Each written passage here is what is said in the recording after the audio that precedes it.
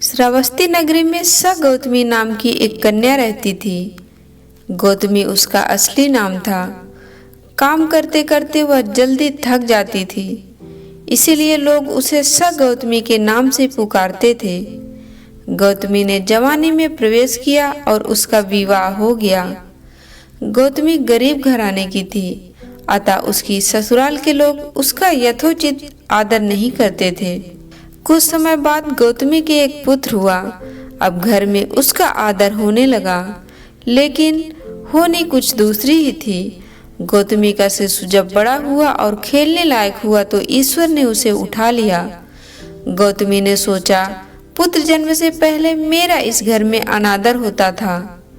पुत्र जन्म के बाद लोग मेरा आदर करने लगे, लेकिन अब यह लोग मेरे प्रिय शिशु को न जाने कहाँ छोड़ देंगे। गौतमी अपने मृत पुत्र को गोद में ले उसके लिए घर घर दवा मांगती फिरने लगी। लोग ताली बजाकर हंसी ठहाके लगाते हुए कहते, पगली, कहीं मरे हुए की भी दवा होती है। किसी भले आदमी को गौतमी पर बहुत दया आई। उसने सोचा, इसमें इस बेचारी का दोष नहीं, यह पुत्र शोक से पागल हो गई है। इसकी दवा भगवान बुद्ध को छोड़कर और किसी के पास नहीं है। उसने कहा, देवी, तुम भगवान गौतम बुद्ध के पास जाकर उनसे पूछो। गौतमी अपने शिशु को गोद में ले जहाँ बुद्ध पालती मारे बैठे थे पहुंची और अभिवादन करके बोली, महाराज, मेरे पुत्र को दवा दीजिए। तथागत ने कहा, तूने अच्छा किया जो यहाँ चली आई। देख, तू इस नगर में से जिस घर में किसी की भी मौत ना हुई हो, राई के दाने मांग लो, फिर मैं तुझे दवा दूंगा। भगवान बुद्ध की बात सुनकर गौतमी प्रसन्न हुई और राई के दाने के लिए जल्दी से पहले घर में जाकर उसने निवेदन किया, देखिए, बुद्ध भगवान ने मुझे आप लोगों के घर से राई मांगकर लाने को कहा है।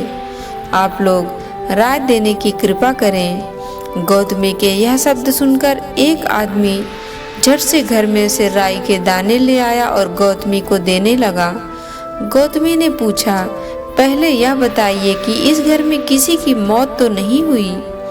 यह सुनकर घर के लोग आश्चर्य से कहने लगे, गौतमी, यह तू क्या कह रही है? यहाँ कितने आदमी मर चुके हैं, इसका कोई हिसाब ही नहीं है। गौतमी बोली, तो मैं आपके घर से राई नहीं लूंगी।